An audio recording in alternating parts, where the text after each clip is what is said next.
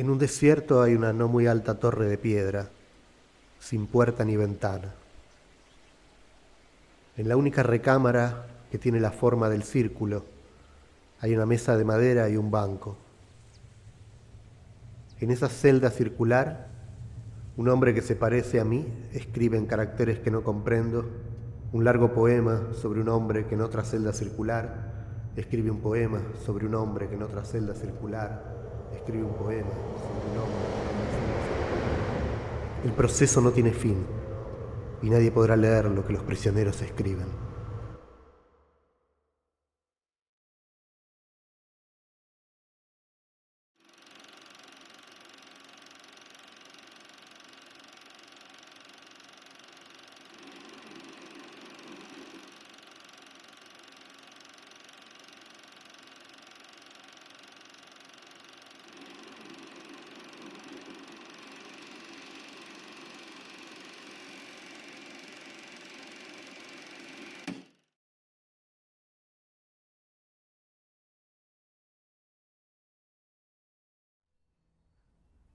Mi parve si aprissero voci, che labbra cercassero acque, che mani s'allassero e cieli, che cieli, più bianchi dei morti, che sempre mi destano piano.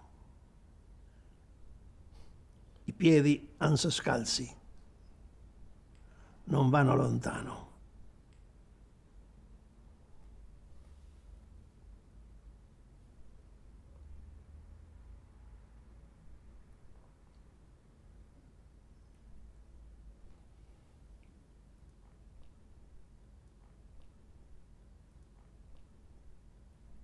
Volvió a ver a su padre cuando supo que estaba enfermo, pero no hubo reconciliación, como en las películas.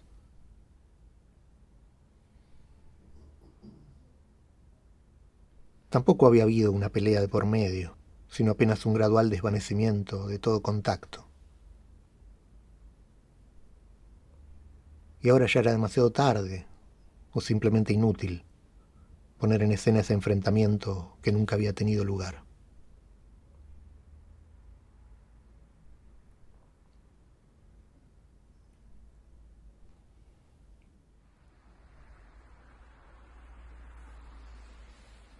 La relación con su padre había sido abandonada en silencio, como la casa de su infancia, de la que ambos se fueron en 1976, ya por separado.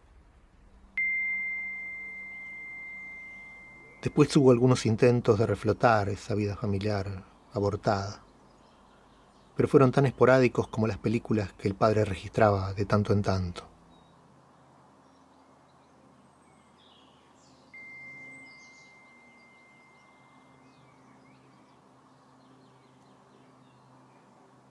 Un día simplemente no volvió más.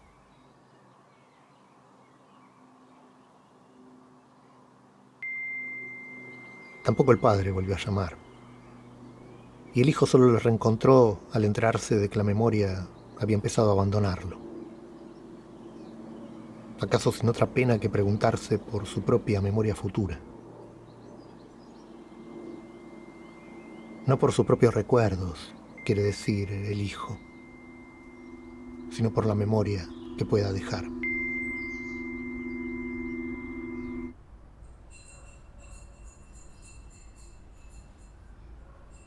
Mientras el padre se hundía en su desmemoria, el país era dominado una vez más por el sueño de desprenderse del pasado, de la historia, de sus enseñanzas.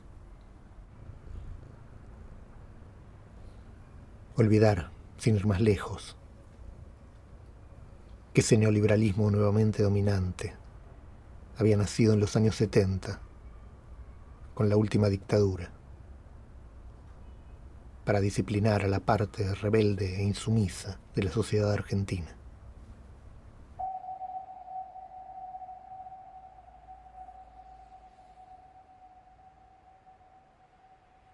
El padre no escribió un libro, ni plantó un árbol, apenas sí tuvo hijos, como todo el mundo. Y filmó estas imágenes que el hijo revé después de tantos años en busca de algún sentido posible. imágenes mudas que hay que hacer hablar, porque estas imágenes cincuentenarias son ahora la única memoria del padre que queda.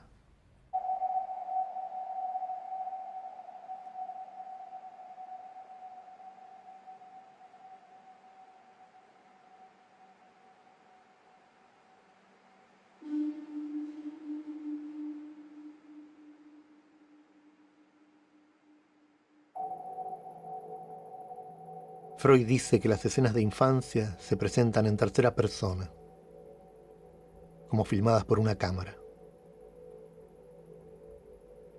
lo que indica su puesta en escena, su distorsión por parte de quien las trae a la memoria.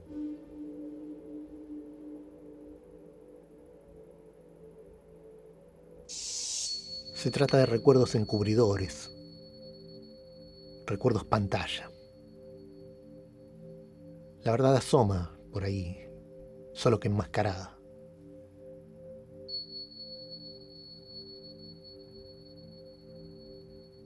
¿Acaso las viejas películas familiares son la representación más literal de esa intuición? Pero en ellas el desplazamiento está dado por una mirada doblemente ajena. Siempre es otro el que nos mira desde el pasado.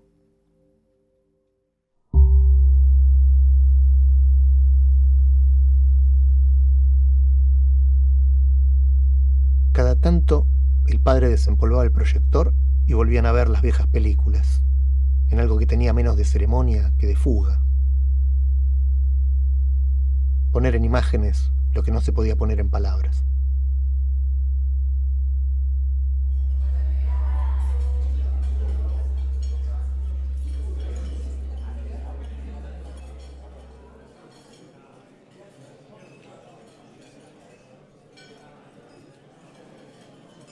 Era como si el padre volviera a vivir esos recuerdos que había logrado fijar. Como esas anécdotas repetidas una y otra vez en la mesa familiar, que parecía contarse a sí mismo antes que a los demás.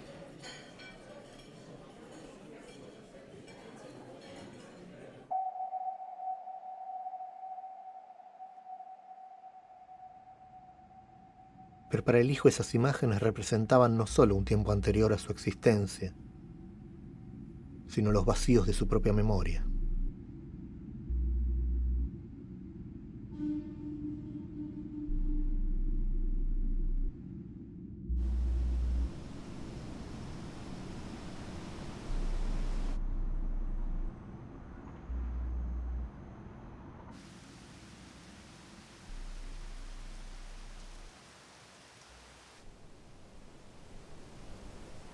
No tiene imágenes propias que contraponer a estas sombras heredadas,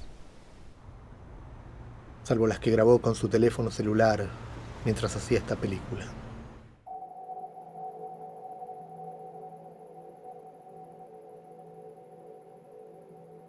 Y si ahora vuelve a estos viejos fragmentos, lo hace sin la esperanza de reponer una totalidad imposible, pero buscando alguna pista oculta tras estos rostros sonrientes.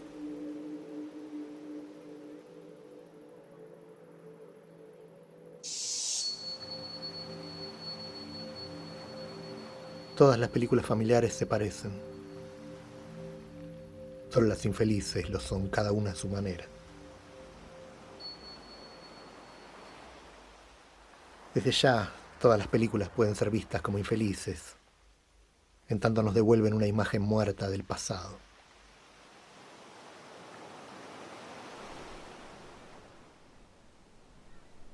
Después de todo, lo que más impresiona de la primera película familiar de la historia, El almuerzo del bebé, filmado por Louis Lumière, no es que ya esté en ella el germen de todas las películas familiares futuras, sino saber que la pequeña André no sobrevivirá a sus padres y morirá con apenas 24 años.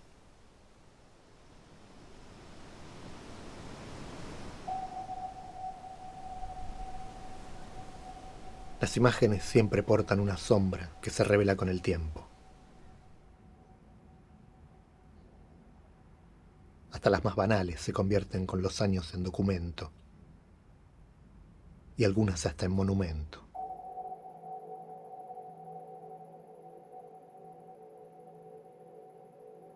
En el siglo XIX, por primera vez el pueblo es retratado gracias a la fotografía. Y en el XX gracias al cine.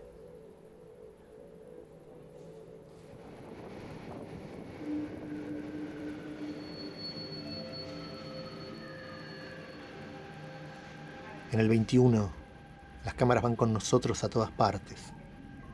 Pero ya no queda más que el puro gesto narcisista del autorretrato.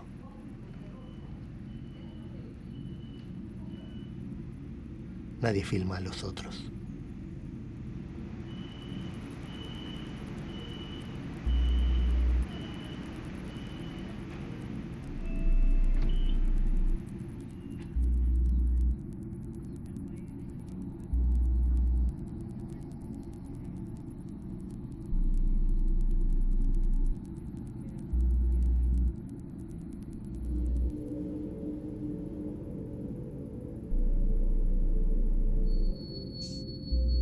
Aquí el padre sale a la calle y filma a los extraños.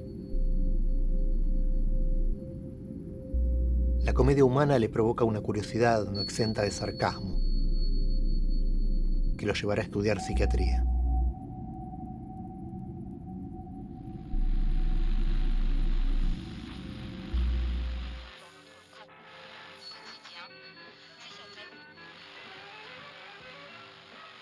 Filmar a un amigo que hace su propia versión de Jerry Lewis le da la oportunidad de mirar las cosas con cierta distancia. Una ventana a un mundo que las películas familiares suelen dejar en la sombra. Aplique un remedio terminante. Espolvoree senderos, plantas y rincones con gamexane y elimínelas definitivamente. Sienta qué fragancia, qué frescura. Sienta qué tersura da el jabón de Sanchín. Esto se está poniendo friolentamente frío. A través del humor el padre se revela y se oculta a la vez en los pocos momentos en que sale en cámara.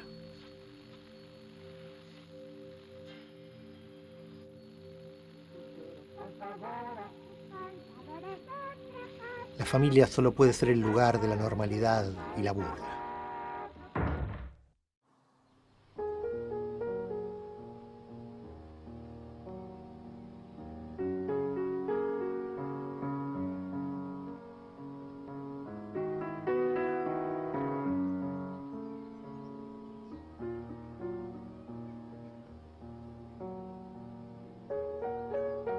Pero lentamente los horizontes se amplían.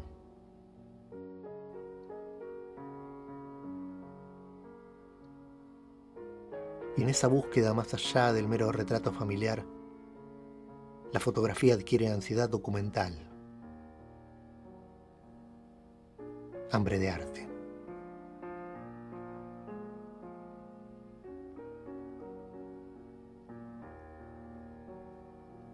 Hay una búsqueda del misterio de lo real, de su belleza.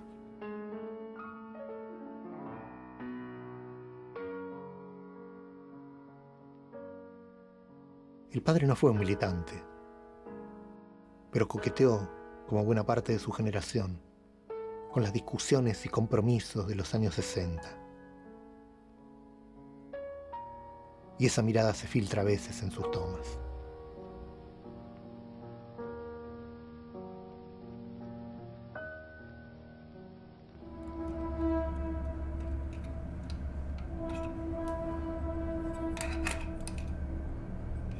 ¿Qué no va esto?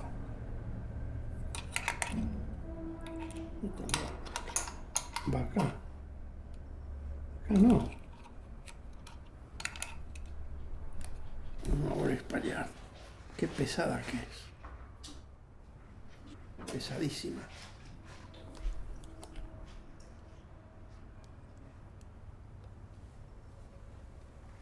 No me acuerdo nada.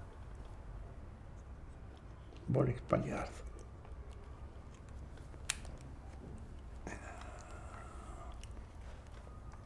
Made in Switzerland.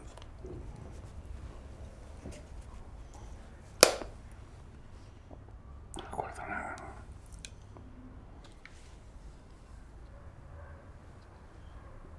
No me acuerdo. No me acuerdo. ¿Qué es lo que se pone? No me acuerdo.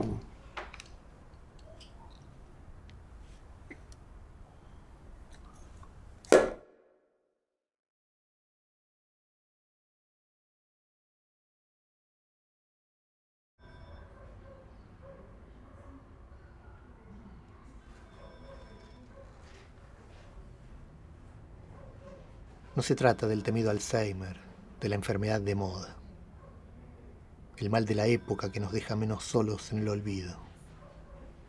Es solo un deterioro cognitivo que borró lentamente la memoria del padre, dejándole apenas la capacidad de reconocer a sus más allegados.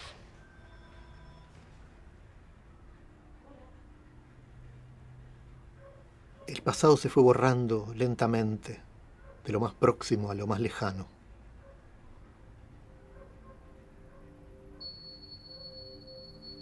El propio lenguaje se ha vuelto un laberinto.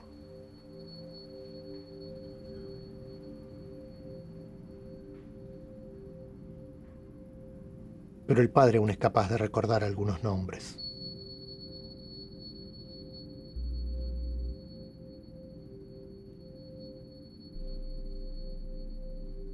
La vasta biblioteca ya es para él impenetrable.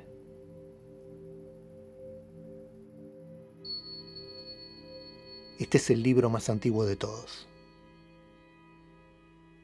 Una edición de 1848, época de revoluciones, que debe ser la primera en español. El hijo se pregunta cómo llegó hasta aquí. Solo recuerda haber leído la historieta que el padre le regaló en los años 70.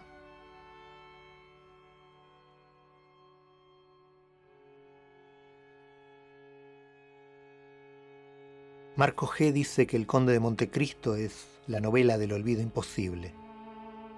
El protagonista es un obseso del pasado, un poseído encerrado en su posesión.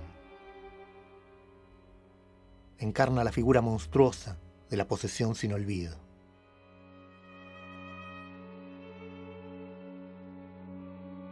Cuando el conde parte al encuentro de su pasado, todo muere. Sus víctimas, obviamente, pero también su amor y por último hasta su deseo de venganza.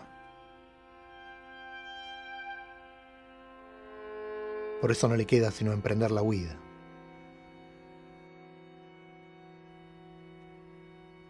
Vuelve a contemplar los lugares de su primer pasado y lee lo que él mismo escribió en la pared de su antigua prisión. Dios mío, conservadme la memoria. Oh sí, exclamó, y ahí la última plegaria de mis últimos tiempos. No pedía la libertad, pedía la memoria, temiendo volverme loco y olvidar.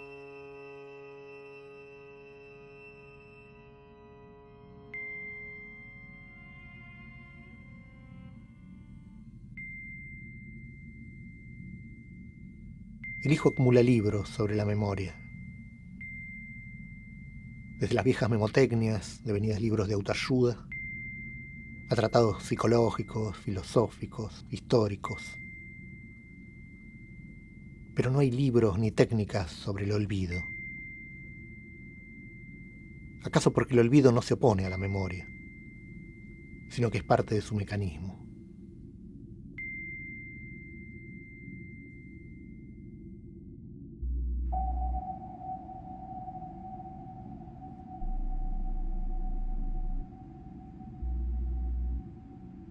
A su vez, hay una diferencia entre recuerdo y rememoración. El primero es involuntario, lo segundo buscado.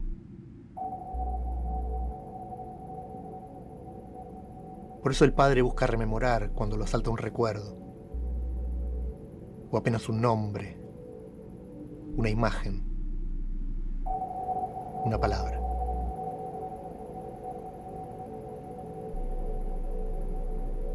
En estos casos, es usual que el paciente intente aferrarse a sus recuerdos tomando notas compulsivamente.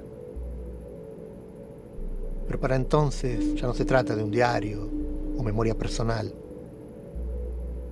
sino apenas una libreta llena de nombres propios, reunidos al azar.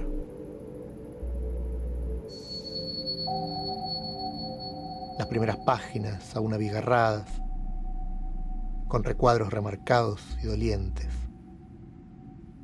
Las últimas más espaciadas, como quien finalmente ha aceptado su destino.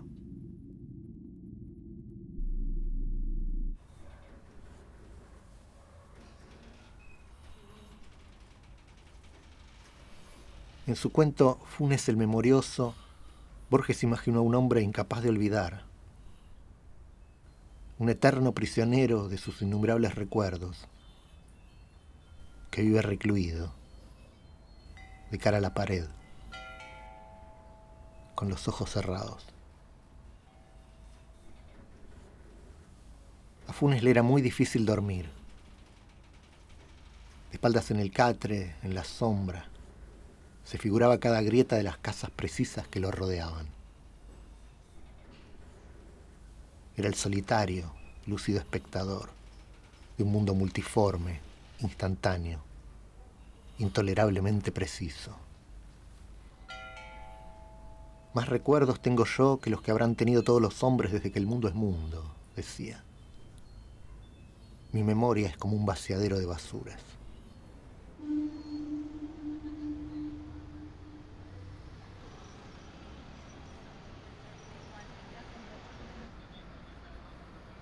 Nos atraen los bazares, los cambalaches, los almacenes de antigüedades, porque reencontramos en ellos el azar de la poesía. El encuentro fortuito de un paraguas y una máquina de escribir en la mesa de disección.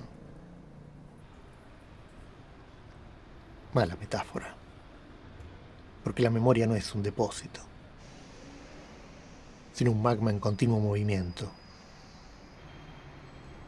Un campo de batalla.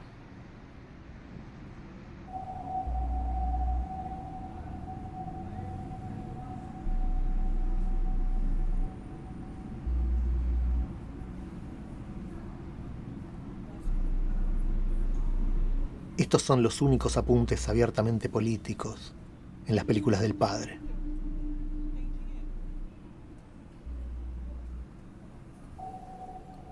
¿Por qué no hay política en las películas caseras?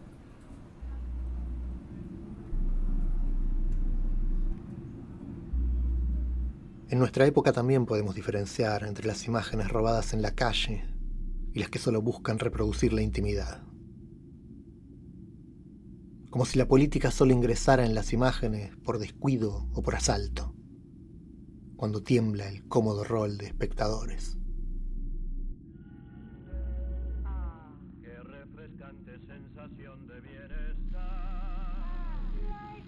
Para Humberto Eco, la memoria colectiva resiste, y cuando olvida es porque es bloqueada y no logra encarnar en las nuevas generaciones. Esa es la función de los medios. Relegar la memoria histórica. Contribuir a la desaparición de su sentido a través del exceso de información. Sostener un flujo continuo de imágenes prefabricadas para quebrar toda resistencia.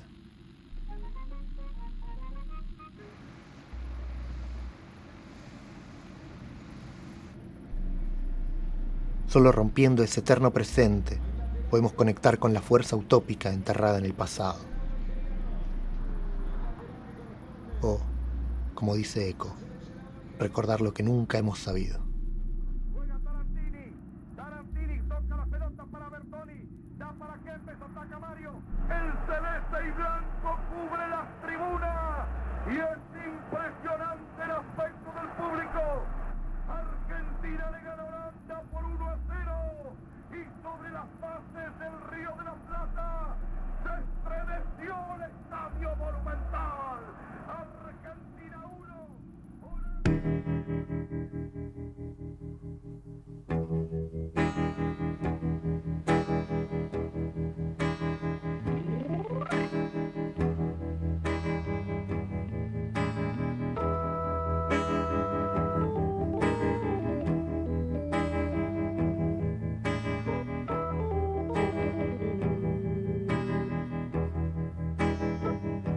Hoy adivino qué me pasa, sí, porque mi nombre no soy yo, porque no tengo una casa, porque estoy solo y no soy, porque hoy nací.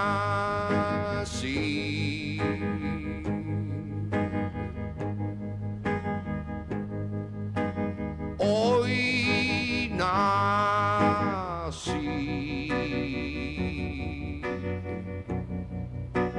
Hoy, recién hoy,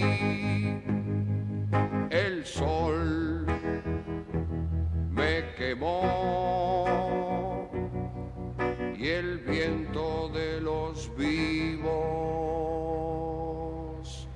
me despertó.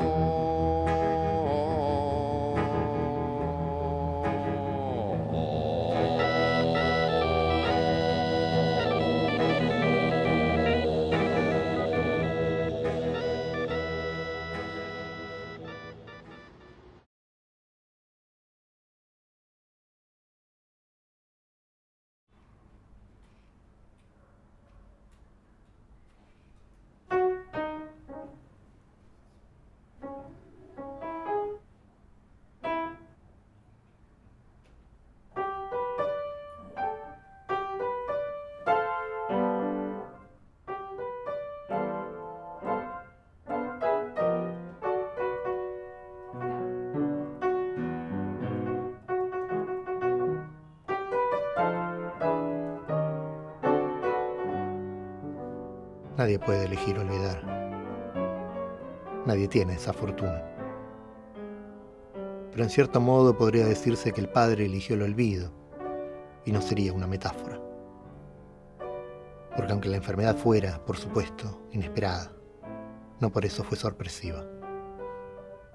Fue más bien un final anunciado, una ironía del destino. Porque el padre había hecho todo lo posible por olvidar.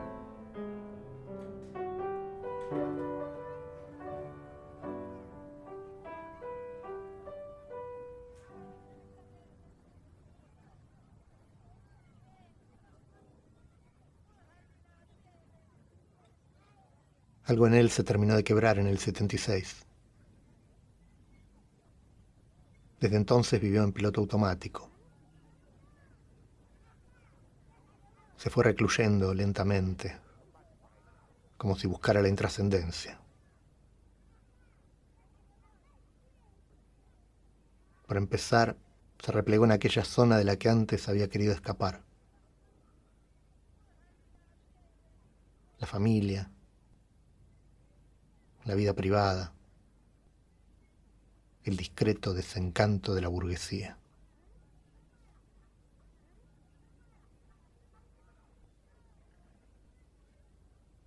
Esa vida vicaria se advierte en esta suerte de falsa película familiar, en la que la madre desaparecida ha sido sustituida por la tía.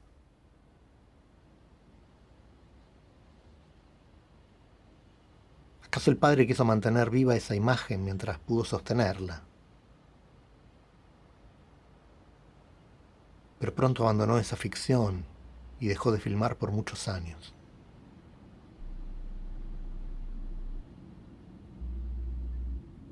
Tal vez porque no quería ver reflejada su propia transformación.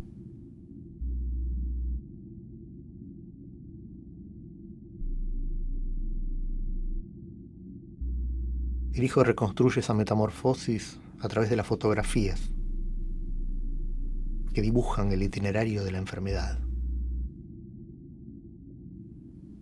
La aflicción devenida afección, que le deformó la cara, convirtiéndolo en ese otro que era, de la mano de una enfermedad que era el síntoma de su distancia con ese mundo en el que ya no se reconocía.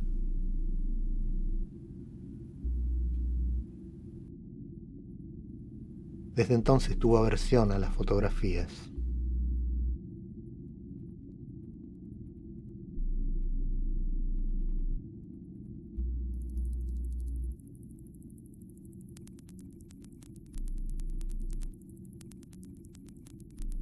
Las imágenes logran desenfocar el presente hasta tornarlo irreconocible.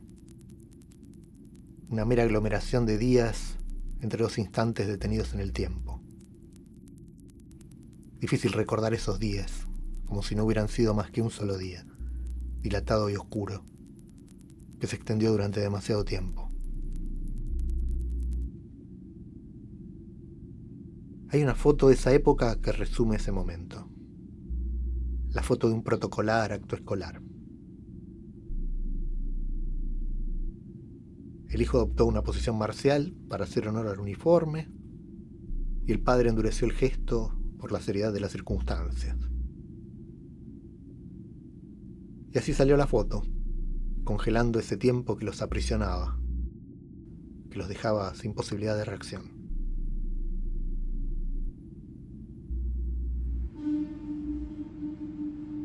En los relatos del padre siempre había algo que faltaba,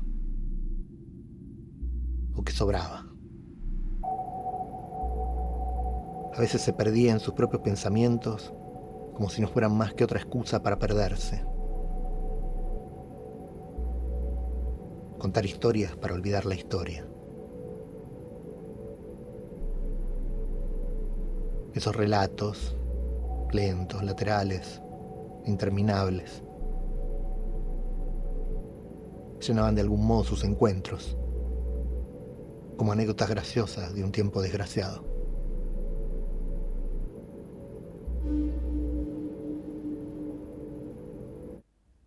Aquí va una.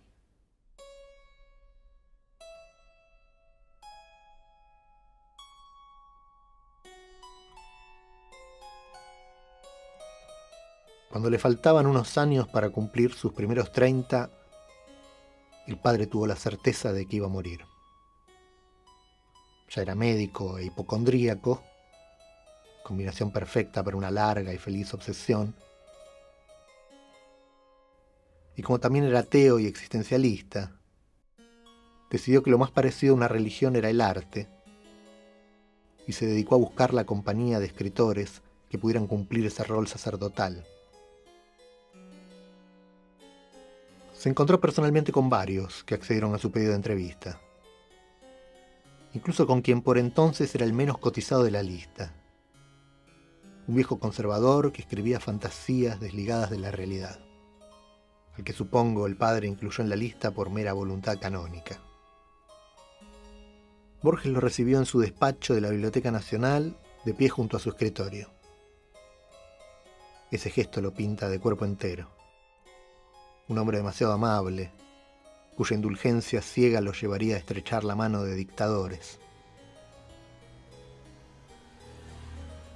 El hijo solo sabe que hablaron de Faulkner porque el padre repetía, imitándolo mal, que el viejo lo desestimó diciendo que prefería a quienes iniciaban su relato diciendo «había una vez». Y eso es todo. Porque el padre eligió, una vez más, olvidar. ¿Acaso por el disgusto que le había causado el almuerzo del viejo con Videla? De nada servía que el hijo, que había empezado a leerlo con devoción perdonadora, le dijera que las opiniones políticas había que buscarlas en la obra más que en los actos. Porque lo que en verdad le molestaba al padre era el epílogo de la historia. Corría ya 1976. Iba por la calle Florida, como un zombi, cuando volvió a cruzarse con Borges. Lo detuvo y lo saludó efusivamente, porque en aquellos días hasta la cara del viejo podía ser amigable, ya que aún no había ido a almorzar con Videla. Pero Borges respondió fríamente, diciéndole que no lo recordaba, lo que era, por supuesto, absolutamente verosímil, pero que el padre interpretó como una negación bíblica. Tal vez porque para ese entonces ya muchos de sus conocidos lo habían negado 3 veces.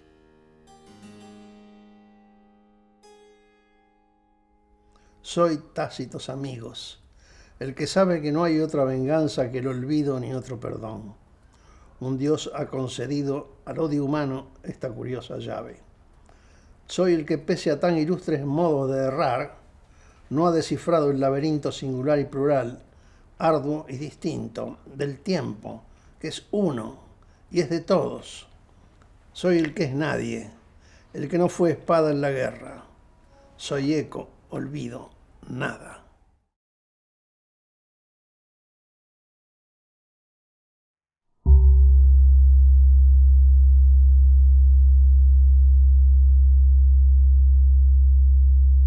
El padre no escribió un libro, pero sí llevó un diario cifrado, donde detallaba cada suceso de 1976. Cuando lo desenterró tras la dictadura, había olvidado el código que usó al escribirlo. Ese diario, que supuestamente era una memoria para sus hijos, se había convertido así en una selva de signos sin sentido.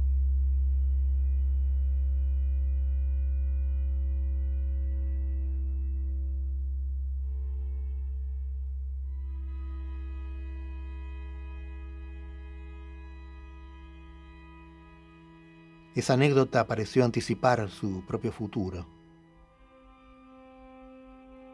El padre, con una escritura que huía disfrazándose de secreta,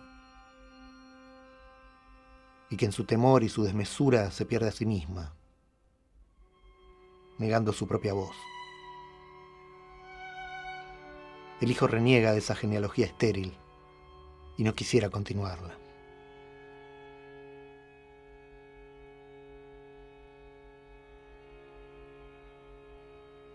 ¿Será ese estupor ante la demasía del horror lo que impidió acciones de venganza? ¿O simplemente la distancia, la retribución imposible, el no saber por quién empezar?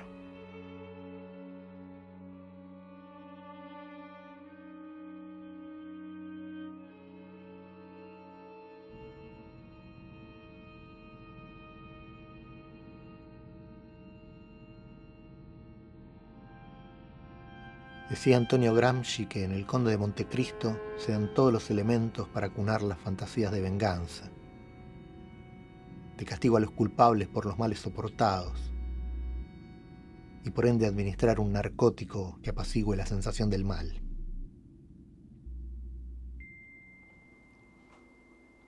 Y agregaba que creerse superhombre es un opio para los pequeños burgueses, que aspiran a combatir así lo mezquino de su existencia.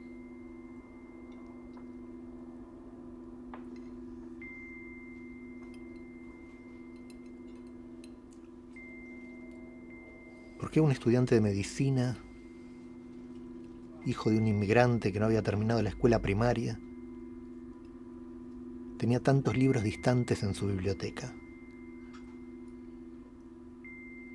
¿Acaso sea una muestra de la curiosidad que aún tenía la clase media ilustrada a fines de los años 50?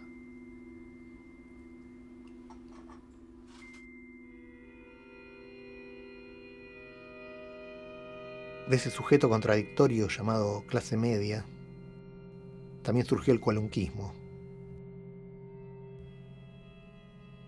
Ese movimiento, nacido hacia 1945 en Italia, alrededor del Partito del Uomo Qualunque, fue fundado entre otros por Giorgio Macri y proponía un elogio al hombre común, ajeno a la política, que ama el orden y la eficacia policial.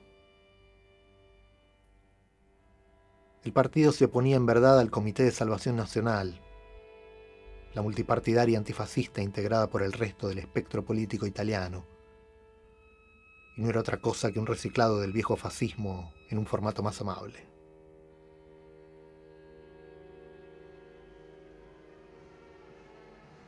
Gramsci pasó los últimos 10 años de su vida en las cárceles del fascismo, donde escribió unos cuadernos que aún nos sirven para pensar la derrota. Pero aún antes de la cárcel había escrito este manifiesto contra el Uomo Qualunque. Odio a los indiferentes. Creo que vivir quiere decir tomar partido.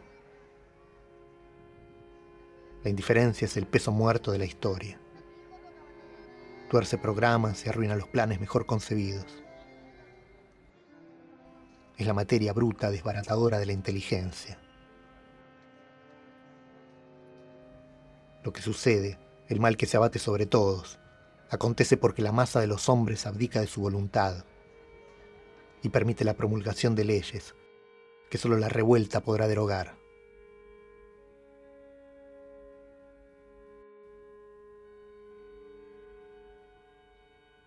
La masa ignora por despreocupación, y entonces parece cosa de la fatalidad que todo y a todos atropella. Al que consiente, lo mismo que al que disiente. Al que sabía, lo mismo que al que no sabía. Al activo, lo mismo que al indiferente. Algunos lloriquean piadosamente, otros blasfeman obscenamente. Pero nadie o muy pocos se preguntan: si hubiera tratado de hacer valer mi voluntad, ¿habría pasado lo que ha pasado?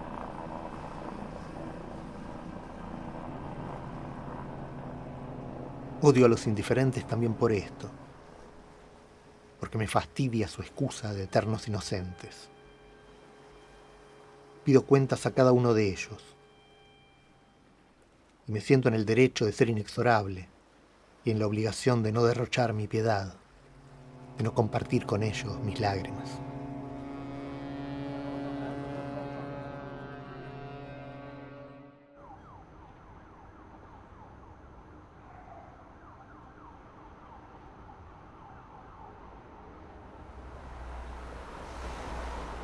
Cien años después, aquí estamos, teniendo que volver a discutir el número de desaparecidos con los que ayer decían que estaban paseando por Europa. Una vez más ganados por el individualismo, la salvación del más fuerte y la admiración sin reservas por los ladrones. Solo si son de guante blanco, claro. Los que defienden ese elitismo con ínfulas de superioridad moral sustentan el sueño eterno de una sociedad asumidamente desigual, sostenida por algún régimen conservador dispuesto a aniquilar toda voluntad de protesta. Son los militantes de la antipolítica, es decir, los que viven la política como una intrusión en sus vidas familiares y prescindentes de todo lo que no sea su propia salvación.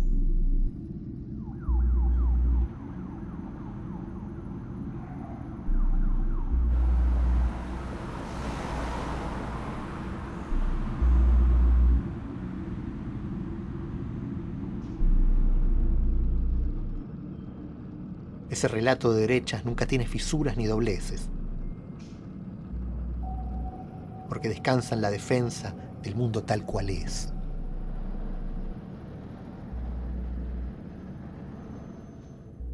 Por eso en el discurso neoliberal siempre desaparecen las luchas colectivas.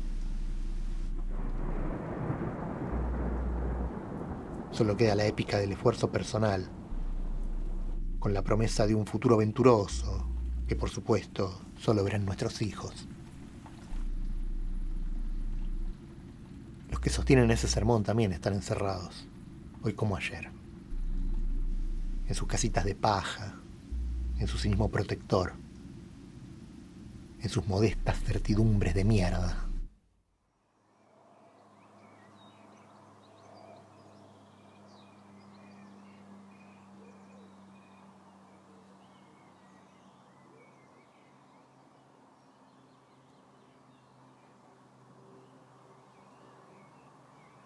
Cuando se pone en el lugar del padre,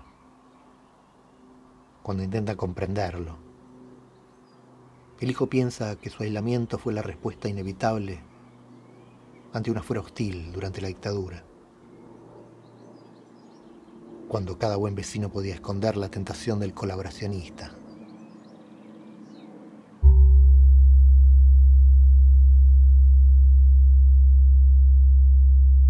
Este juego eléctrico, muy popular por entonces, consistía en tener que extirpar los órganos sin hacer gritar al paciente.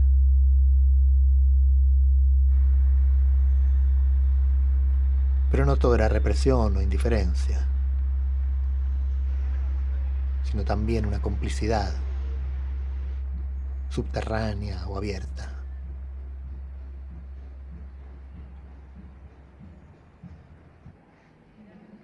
También sus abuelos maternos rogaban por el orden militar. Hasta que tocó a su puerta.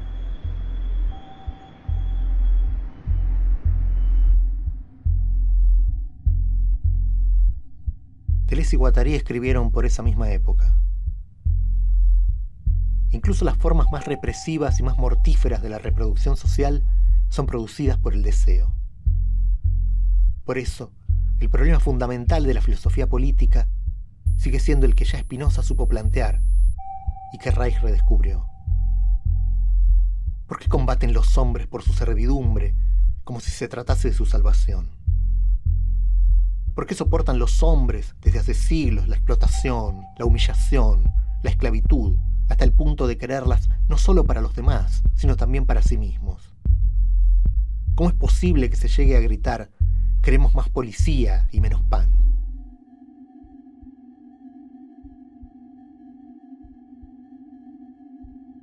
Nunca Reich fue mejor pensador que cuando rehúsa invocar un desconocimiento o una ilusión de las masas para explicar el fascismo. Y cuando pide una explicación a partir del deseo, en términos de deseo. No, las masas no fueron engañadas.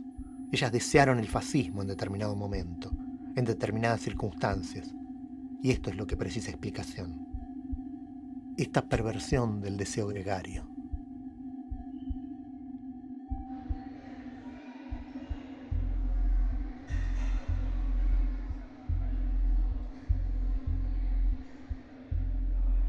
Cuando el padre llevaba al hijo al Museo de Ciencias Naturales, esta figura le daba escalofríos. Imaginaba que podría desprenderse del techo y caer sobre él. ¿O acaso su fijeza misma lo llenaba de terror, como una foto inconsciente de todo aquello que pendía sobre su vida sin que lo advirtiera? Aún no puede pasar bajo esa sombra sin apurar el paso.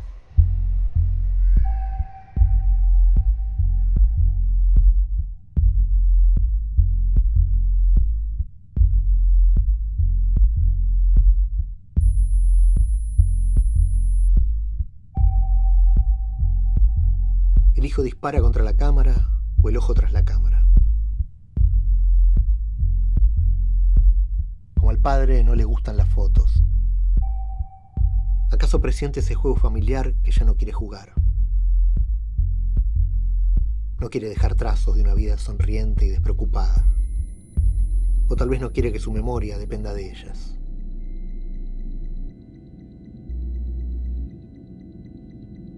No tiene recuerdos anteriores al secuestro. Ni siquiera puede recordar sus sueños. Apenas una pesadilla repetida, de la que despertaba al morir. Porque invariablemente lo persiguen hasta darle muerte. De las más diversas formas.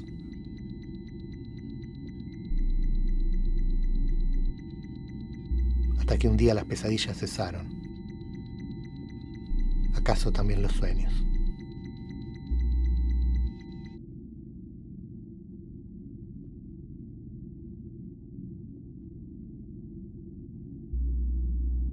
Usamos la palabra represión para referirnos a un mecanismo psicológico y a una operación de seguridad. Ambos tienen algo en común. Toda represión busca el olvido de sí misma. Olvidar la violencia del olvido.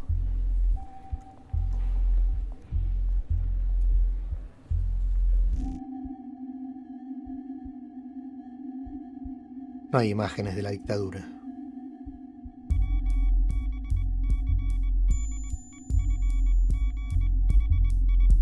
Esta es la única ilustración de la represión. Y obviamente ni siquiera es real,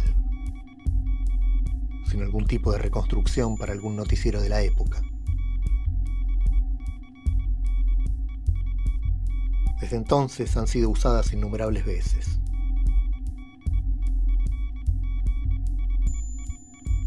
Imágenes repetidas y asépticas que suplantan la experiencia desaparecida.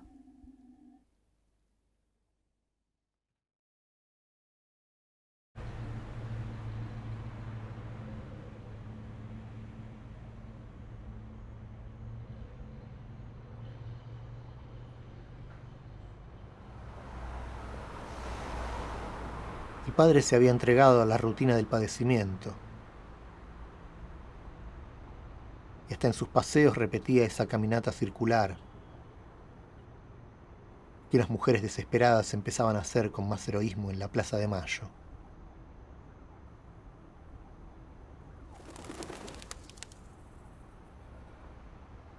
Los sábados tomaba el subte hasta el centro para terminar yendo y viniendo por Florida y Lavalle.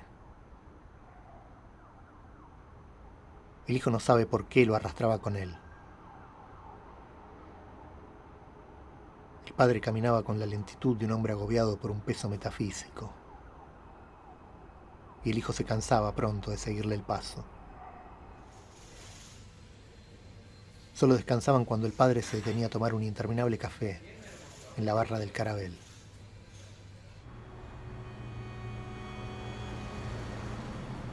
Los dos miraban el fluir de la vida en la calle, ese mundo paralelo de los neones, los afiches y las puertas de cristal, aunque luego se limitaran a caminar mirando las fotos y las leyendas. Raramente entraban a alguno de esos cines que ya no existen. Luxor, París, Ambassador, Trocadero, Sarmiento, Normandía, Atlas, Concord, Select, Iguazú, Ocean. El padre caminaba como quien se sumerge en la multitud indiferente, y en su invisibilidad se mimetiza con esa sociedad que lo había apartado como un apestado. Tal vez llevar al hijo era otro modo de parecerse a esos despreocupados paseantes domingueros.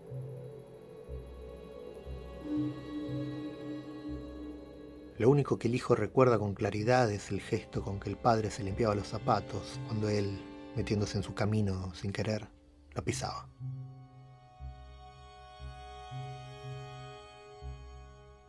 Un gesto de desgano, de fastidio, pero un gesto vital, el único que le vio hacer en años.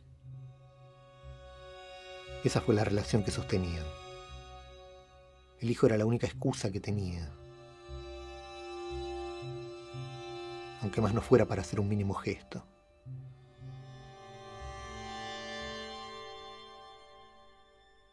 ¿Acaso por eso uno de sus pocos recuerdos de la época es uno en que el padre dejó fluir su furia reprimida? Aunque no del todo. Compró la revista Cabildo, una publicación de extrema derecha, y la rompió en 1000 pedazos en plena calle. El hijo recuerda esa breve explosión de violencia.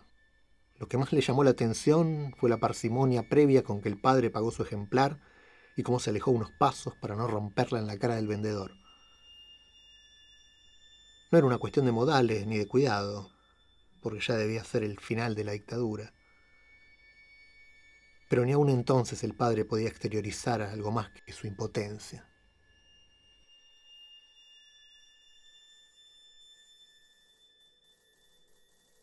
¿Cuál fue la experiencia del padre? Un psiquiatra como él diría que no logró salir de la melancolía y hacer el duelo.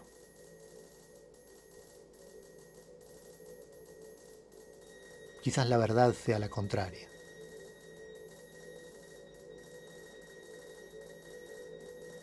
¿Acaso no logró transformar ese duelo imposible en una melancólica resistencia?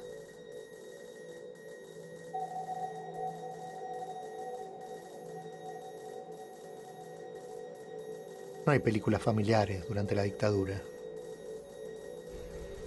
Solo existe una peliculita posterior, ya en los 80, y unas vacaciones en Mar del Plata.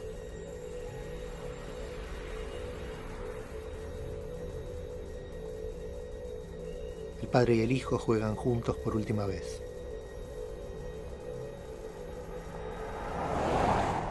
Juegan a filmar la muerte.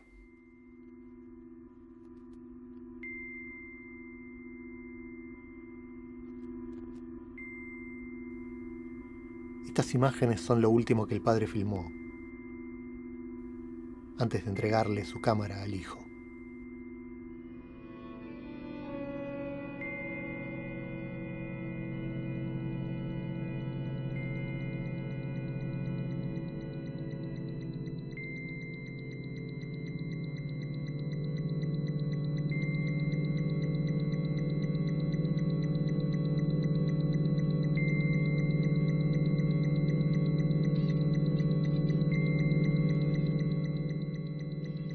El padre le enseñó a filmar, ni bien el hijo pudo sostener la cámara.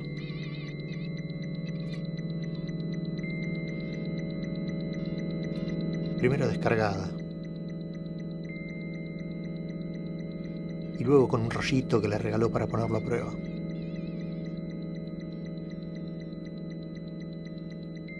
El resultado fue frustrante.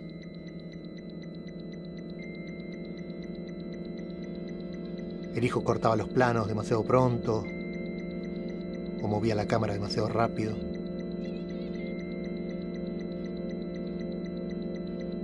El padre gritaba durante la proyección, como si pudieran corregir lo que estaba mirando.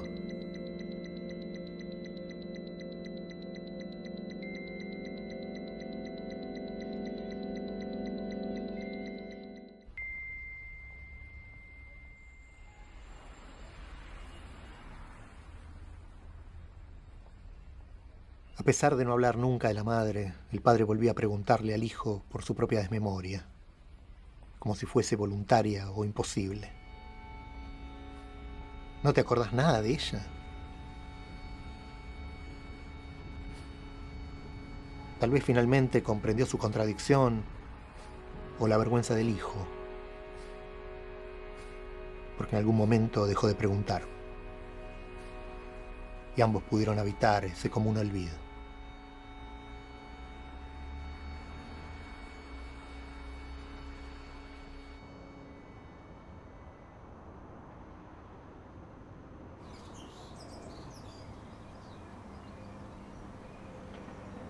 Otro lugar común eran los paseos por la zona de Plaza Francia.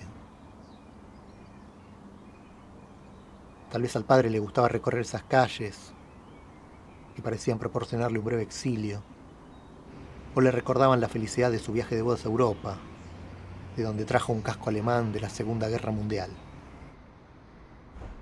O quizás simplemente recordaba haber estado aquí, siendo niño, festejando la liberación de París.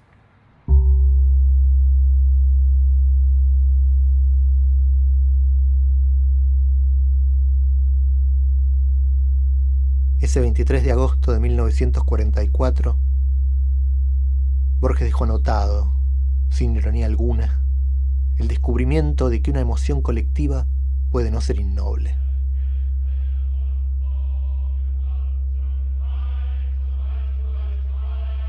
¿Era eso lo que hacía llorar al padre cada vez que veía esta escena de Casablanca?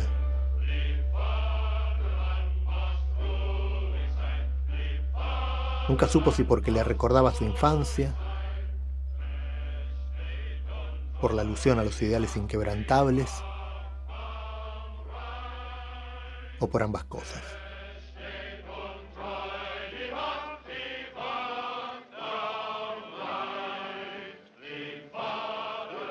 Play La Marseillaise. Play it.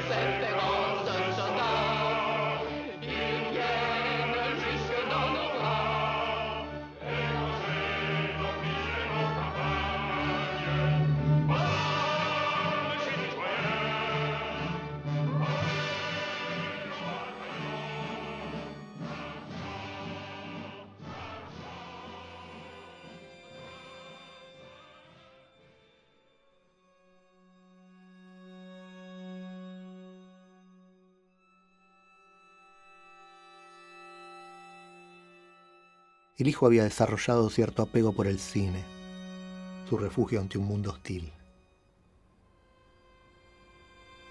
El padre, acaso como una proyección de sus propios sueños rotos, le reprochó un día que la vida no era como en las películas.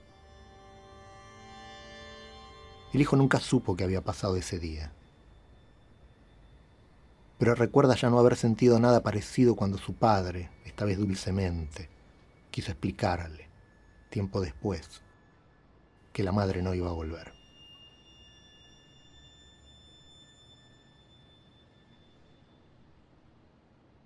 Por el contrario, no solo recuerda que de algún modo ya lo sabía, sino que había creado una distancia en la que la voz del padre ya no podía herirlo. Tal vez las películas lo habían ayudado en algo, después de todo.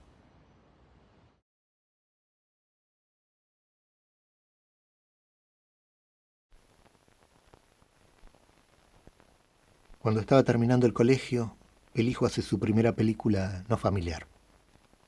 Era, como no podía ser de otro modo, una película de terror.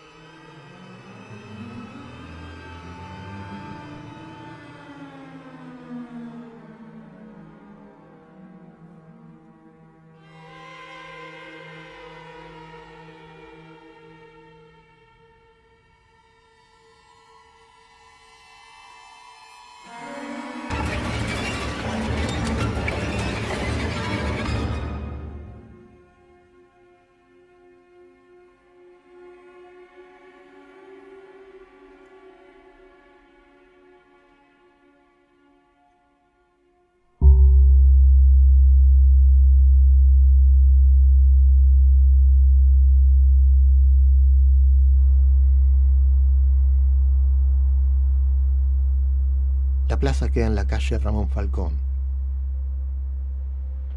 nombre del jefe de policía durante la masacre conocida como la Semana Trágica, que tuvo lugar 100 años atrás.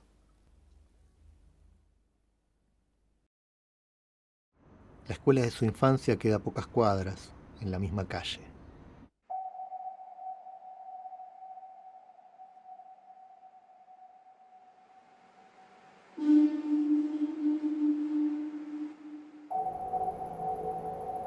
En la esquina se conserva el esqueleto de lo que fue el centro clandestino de detención, conocido como el Olimpo.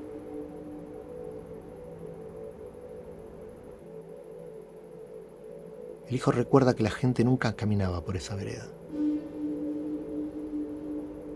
¿Era miedo? ¿O simplemente preferían no ver? Ahora los paseantes caminan sin prestar demasiada atención a la baldosa que recuerda a su madre.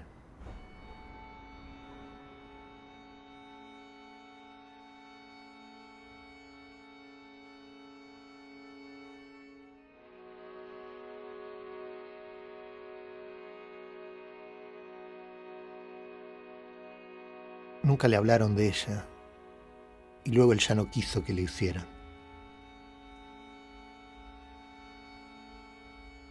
Tal vez fue cómplice así del silencio familiar, que el dolor o la culpa habían montado a lo largo de los años. Pero para cuando pudo preguntar ya no quiso hacerlo. Habiendo perdido ese relato primordial, el de su propia madre. Ya no quería oír versiones o retratos ajenos. Ya tenía bastante con las fotos y las películas, que le devolvían una imagen animada que no podía recuperar en su memoria.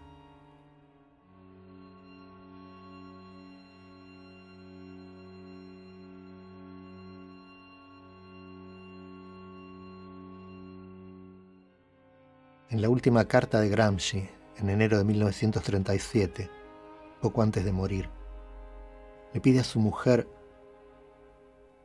una hermosa fotografía de los chicos y tuya. Una fotografía bien hecha, por un buen fotógrafo y no un jueguecito de aficionado. No entiendo por qué no me mandabas más a menudo fotografías de ustedes. Han pasado ya 10 años sin vernos. ¿Por qué no vernos más a menudo de esa forma? El hombre que escribió minuciosamente en sus cuadernos el plan de un libro inexistente que aún nos sirve para orientarnos en la oscuridad, necesitaba imperiosamente una imagen del tiempo que transcurría fuera de su celda.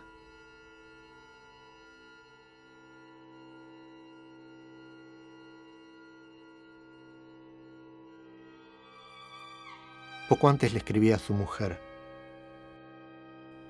releo varias veces tus cartas para intentar adivinar cómo estabas los días en que has podido escribirme. Observo también la escritura, la mayor o menor seguridad de la mano. En suma, de tus cartas intento obtener todas las significaciones e indicaciones posibles.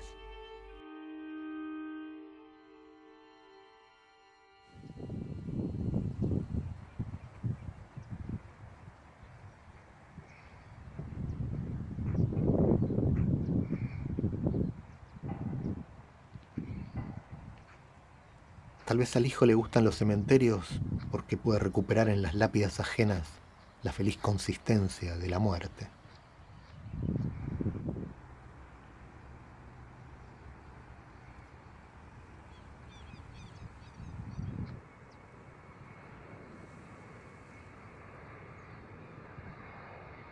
Pero nunca piensa en el lugar en el que estará enterrada su madre cuando los recorre. Porque tampoco tiene la seguridad de que sus restos estén en tierra.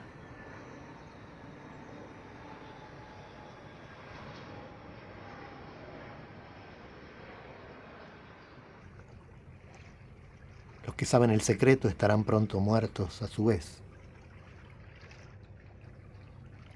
si es que aún no han perdido la memoria.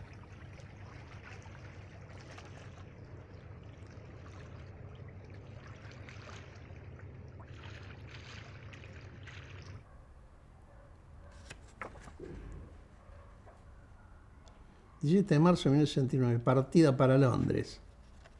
Así que no íbamos para Londres. Pero mira, yo no me acuerdo nada de mí. Y de esta tampoco. ¿Cómo se llamaba esta?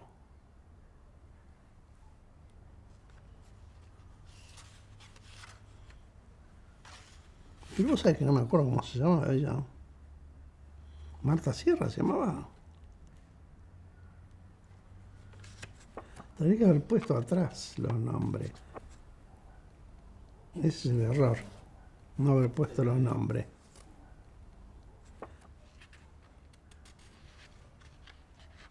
Marta Sierra. Marta Sierra era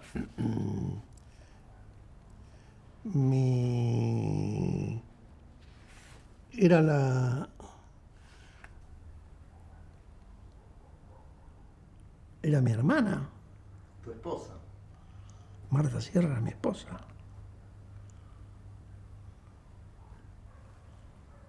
Qué olvido de lo parió. Marta Sierra era mi esposa. ¿Y qué pasó con ella? ¿Cómo se perdió? ¿Cómo fue? Sí, dale. ¿Cómo fue?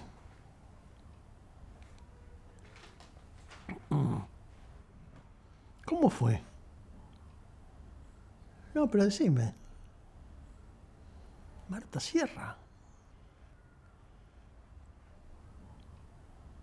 Se preguntó si el padre reconoció a la mujer de la foto o solo entrevió su viejo trauma. El hijo no supo si eso debía contentarlo o hacerlo sentir culpable. ¿Quería el padre recordar? ¿O solo era el efecto de haber olvidado el olvido?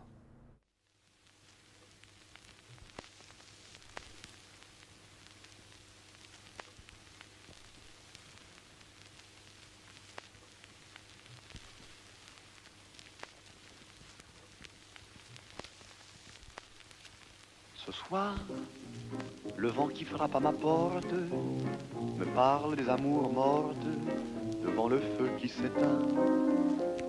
Ce soir, c'est une chanson d'automne dans la maison qui frissonne et je pense aux jours lointains. Que reste-t-il de nos amours? Que reste-t-il de ces beaux jours? Une photo, vieille photo de ma jeunesse. Que reste-t-il des billets doux, des mois d'avril, des rendez-vous? Un souvenir qui me poursuit sans cesse. Bonheur fané, cheveux au vent, baisers volés, rêves mouvants. Que reste-t-il de tout cela? Dites-le-moi. Un petit village, un vieux clocher, un paysage si bien caché, et dans un nuage, le cher visage de mon passé.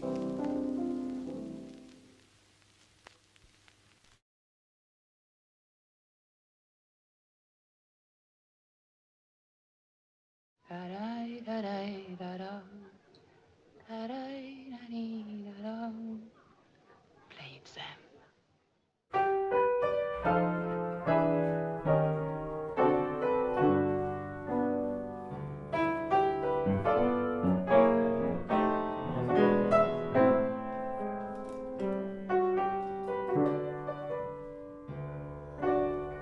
El porvenir es tan irrevocable como el rígido ayer. No hay una cosa que no sea una letra silenciosa de la eterna escritura indescifrable, cuyo libro es el tiempo. Quien se aleja de su casa ya ha vuelto. Nuestra vida es la senda futura y recorrida. Nada nos dice adiós, nada nos deja. La firme trama es de incesante hierro, pero en algún modo de tu encierro puede haber un descuido, una hendidura. El camino es fatal como la flecha, pero en las grietas está Dios, que acecha.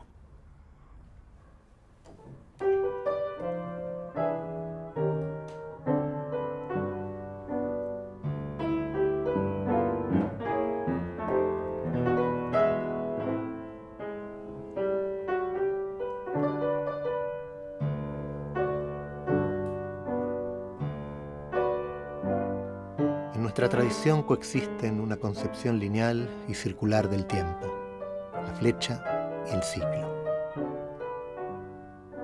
Francis Bacon usaba el término revolución en un sentido astronómico, como movimiento que vuelve sobre sí mismo, pero no dejaba de tener esperanzas en el futuro. Como si ese flujo y reflujo no dejara de avanzar en el gran río del tiempo.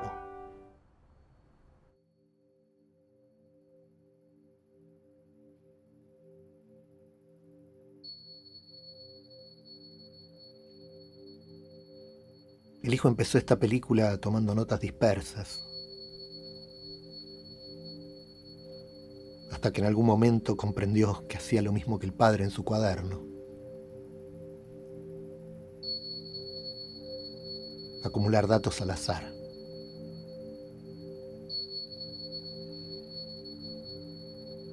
Pero ¿cómo encontrar un hilo conductor sin imponer una memoria falsa?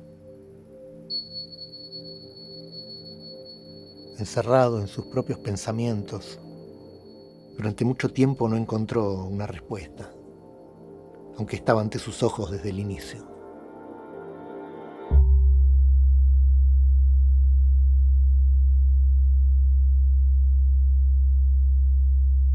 Este mapa presidía el consultorio del padre y ahora cuelga sobre el escritorio del hijo. Una imagen del pasado, que es también una rosa venida de ese pasado. En 1971, el padre intentó mudarse con su recién creada familia a París. Llegó a recibir la respuesta de un hospital que le ofrecía trabajo, pero finalmente no se animó.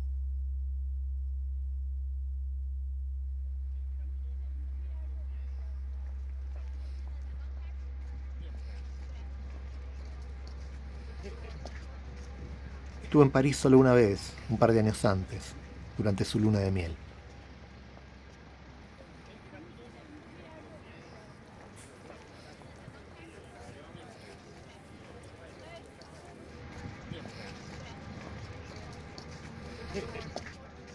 Casi 50 años después, el hijo pasó por ahí algunos días, de casualidad, en viaje hacia otra parte.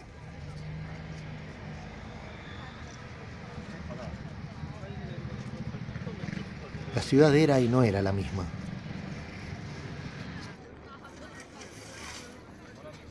Pero el hijo no buscó los mismos lugares que ellos anduvieron para tener la misma foto y jugar a las ausencias, para que los espectadores comprendan lo incomprensible. Ha visto ese gesto en demasiadas películas que parecen buscar la misma textura del pasado, filmando con viejas cámaras. Una nostalgia duplicada, doblemente muerta. Para orientarse en esa tierra extranjera que es el pasado, el hijo siempre vuelve a un haiku de Bayo que reza: no busques en tus antepasados, busca lo mismo que ellos buscaron. La clave, claro, es saber cuál sería hoy la simetría de aquella búsqueda. Que no sea solo desempolvar viejas banderas. Mayo del 68 fue la versión juvenilista y sin sangre en las calles de lo que 100 años antes había sido la primera experiencia de autogobierno popular, la Comuna de París.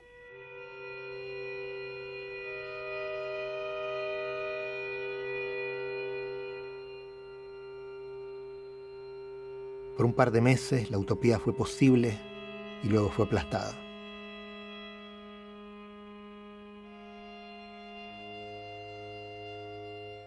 Alrededor de 30.000 personas fueron masacradas, sin que pueda saberse la cifra exacta.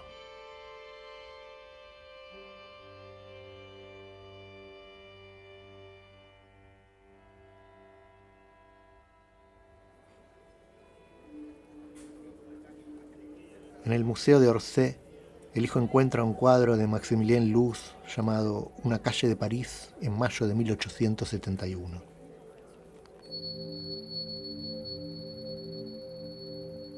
El retrato es más apacible que la famosa foto de los muertos de la comuna.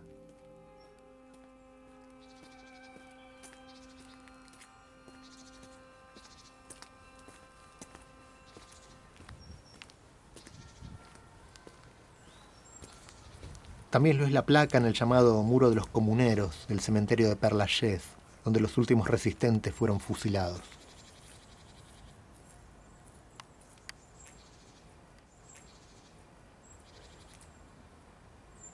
No hay rastros del famoso cementerio en las películas del padre,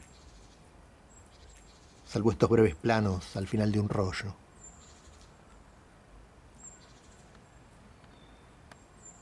El hijo cree reconocer Père Lachaise por sus callecitas circulares, por las que paseó toda una tarde caminando al azar, mirando los ilustres nombres en las tumbas.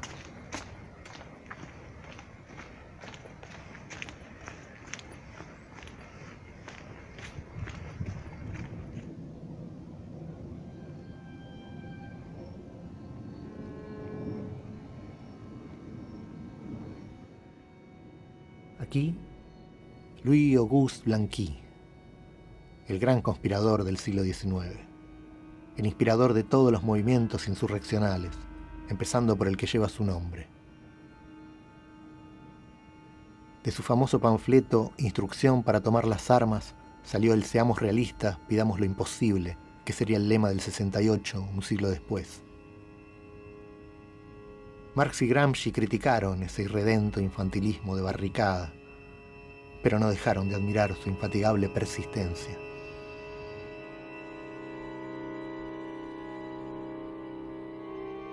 Blanqui pasó la mitad de su vida en prisión, por lo que fue llamado l'enfermé, el encerrado.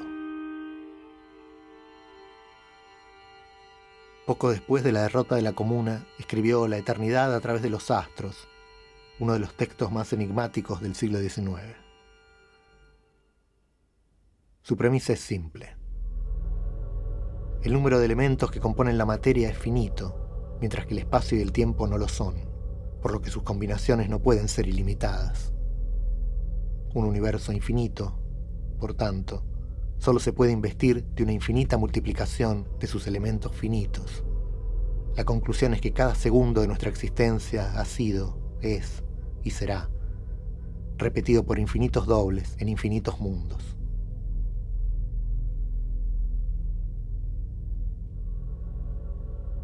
Escribe Blanqui: me refugio en los astros, donde uno puede pasearse sin límites y sentir que todo ser humano es eterno en cada uno de los segundos de su existencia. Lo que escribo en este momento, en una celda de la fortaleza de Turó, lo he escrito y lo escribiré durante la eternidad, sobre esta mesa, bajo estas vestimentas, en circunstancias semejantes. Y así será para cada uno de nosotros.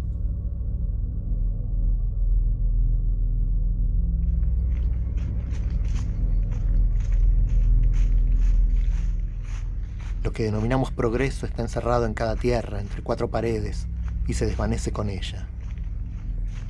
Siempre y en todas partes, en el campo terrestre, el mismo drama, el mismo decorado, en la misma estrecha escena.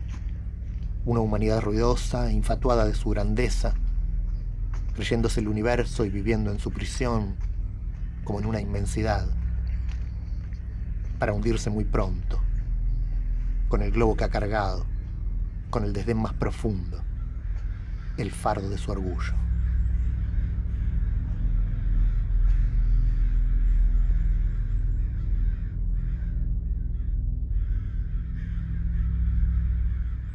¿Debemos interpretar esto como el pesimismo final de un derrotado, tras toda una vida entregada al sueño eterno de la revolución?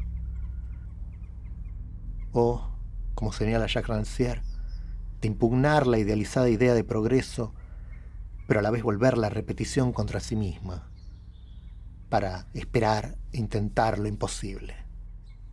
Porque no solo se vuelve a repetir lo mismo, sino sus infinitas variaciones y posibilidades, como en un jardín de senderos que se bifurcan.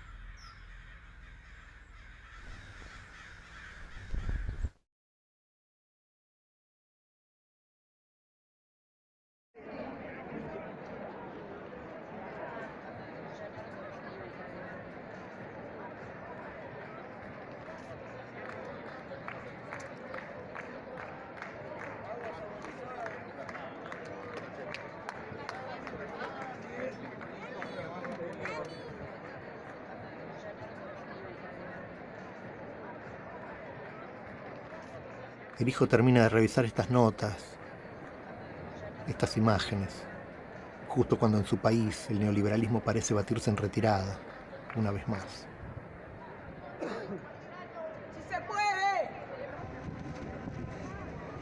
Pero no puede dejar de recordar la advertencia final del libro de Camus, que le regaló su padre cuando terminaba la dictadura.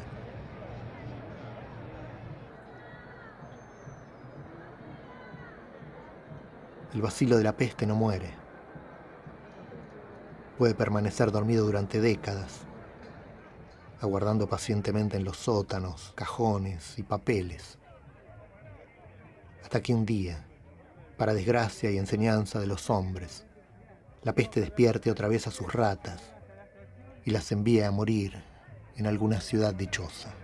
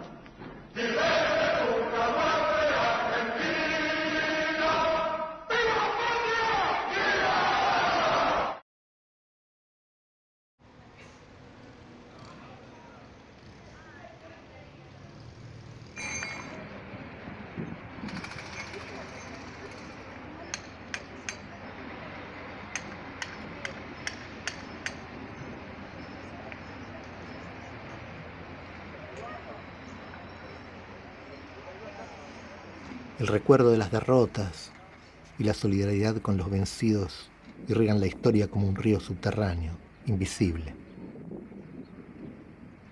En las antípodas de la resignación y la nostalgia, esta melancolía de izquierda es como un hilo rojo que nos señala la esperanza de una redención futura. Como escribió Walter Benjamin, solo quien esté convencido de que ni los muertos estarán a salvo si el enemigo gana, será capaz de encender la chispa de esperanza en el pasado.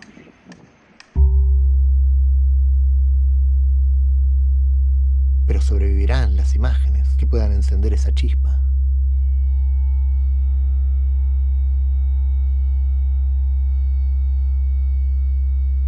¿Acaso las que el padre filmó sin plan persistan como lo han hecho ya por 50 años?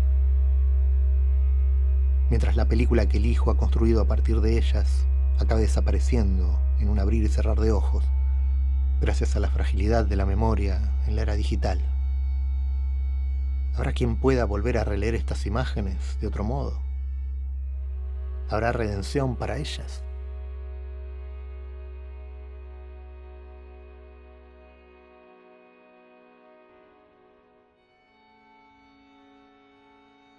La memoria excesiva nos agobia tanto como su pérdida. Para poder contar, para entender la historia, hay que saber qué, cómo recordar y qué, pero cómo olvidar.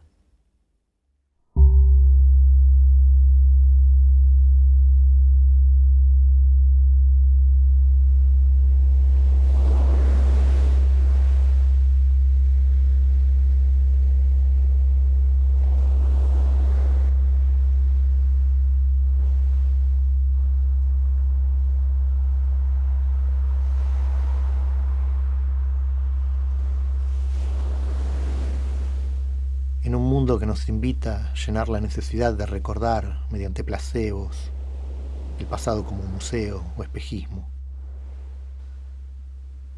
¿Acaso para recuperar el sentido haya que perder la memoria? Operación doblemente difícil cuando solo nos queda el vacío. Pero lo que exige lo perdido no es ser recordado o conmemorado, dice Giorgio Agamben, sino el permanecer en nosotros en cuanto olvidado, en cuanto perdido, y únicamente por ello, como inolvidable.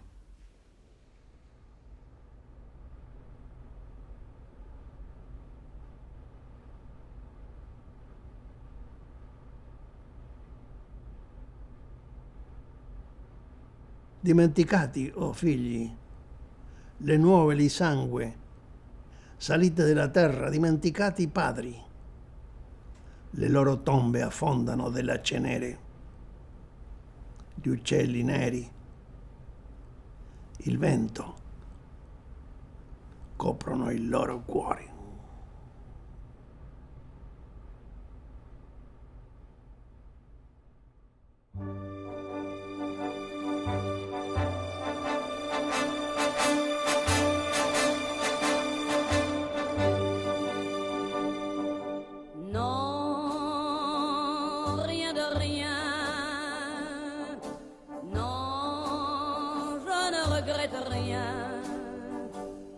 Ni le bien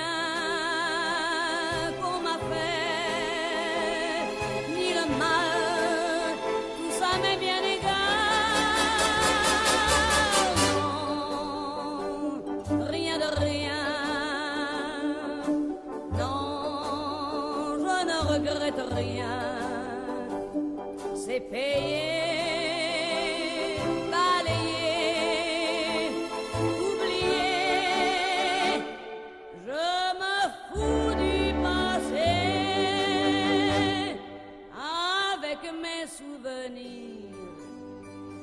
Allumer le feu, mes chagrins, mes plaisirs, je n'ai plus besoin de balayer les amours avec leur trémolo, balayer pour toujours. Je repars